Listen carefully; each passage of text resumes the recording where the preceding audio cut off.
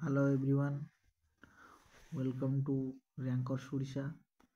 आज आम अव्यय पढ़ा विशेषण पूर्व अध्याय पढ़ते अव्यय लिंग वचन पुरुष काल विभक्ति भेदरे जो पदर कौन परिवर्तन हुए ना ताकू अव्यय पद कहुए।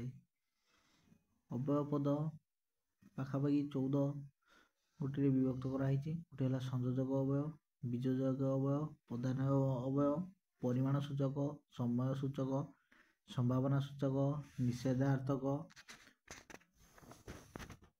विप्सार्थक, सादृश्यवाचक, संबोधन सूचक, निश्चय बोधक, भावबोधक, हेतुबोधक, शब्दानुकारी अव्यय। ये सब अव्यय को आम संयोजक अव्यय। संयोजक अव्यय कहले कौन? ओ एवं आहुरी पुणी आउ मध्य भी है संयोजक अव्यय। बीजोजक अव्यय कहले कौन?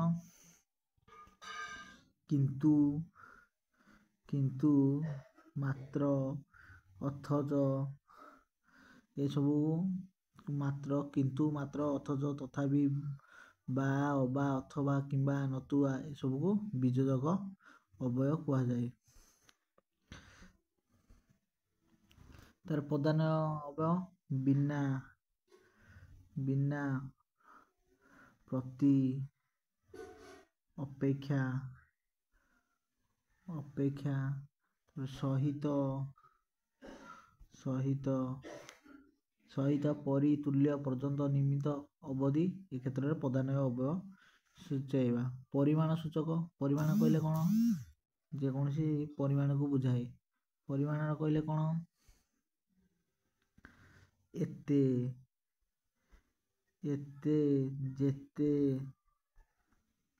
जेते, एतिकी, गोटे परिमाण को सूचौची। एतिकी, तापर सेतिकी,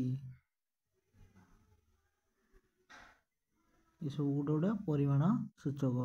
तापर समय सूचक, समय सूचक कहले कौन? समय हला केबे, केबे, एई खिणी, एई क्षणी, तापरे जेबे, तेबे, सर्वदा, या समय सूचक कहते। तापरे संभावना सूचक, संभावना कहले जदि, जेबे, जद्यापे, काले। तापर निषेधार्थक, निषेधार्थक कहले कौन? न, ना, नचेत, नचेत, ये सब अव्यय गोटे गोटे पार्ट। आहरी अच्छी विप्सार्थक, विप्सार्थक कहले कौन? यह प्राय परीक्षा रे पड़े। विप्सार्थक अव्यय, विप्सार्थक अव्यय है बारंबार, बारंबार, तार पुनः पुनः,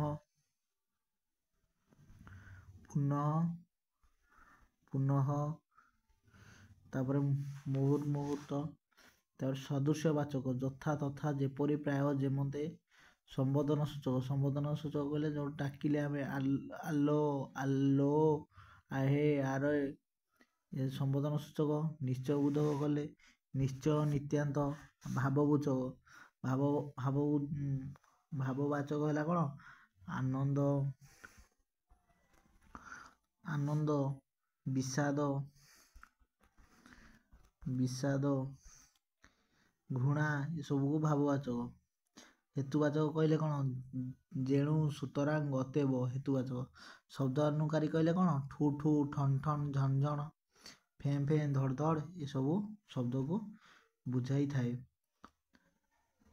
आमे आगामी रे क्रियापद पढ़िबा। क्रियापद पर एमसीक्यू टोटल डिस्कशन करिबा पदर।